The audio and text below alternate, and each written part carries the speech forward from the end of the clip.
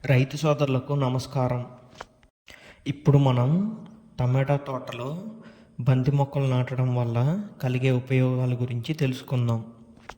టమాటా తోటల్లో బంతి మొక్కలు నాటడం వల్ల బంతి మొక్కలు ట్రాప్ క్రాప్గా పనిచేస్తాయి.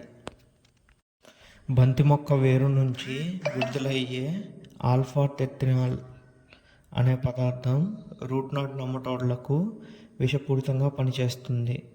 దీంతో టమాటా వేరు ఆరోగ్యంగా ఉండి దిగుబడి పెరుగుతుంది.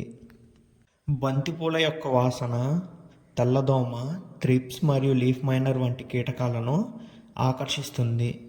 కాబట్టి పురుగులు టమాటా మీద కాకుండా బంతిపూల మీద వాలుతాయి. బంతిపూల వాసన ఎఫిడ్స్ మరియు కాయ తొలిచే పురుగులకు నచ్చదు, కాబట్టి అవి దూరంగా ఉంటాయి. ఇలా సహజంగా కీటక నియంత్రణ జరుగుతుంది.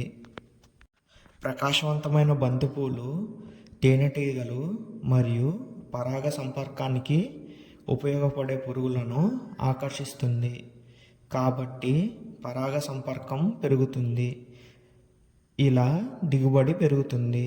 మనం టమాటా పంట నాటే 15 లేదా 20 రోజుల ముందు బంతి మొక్కలు నాటుకోవాలి.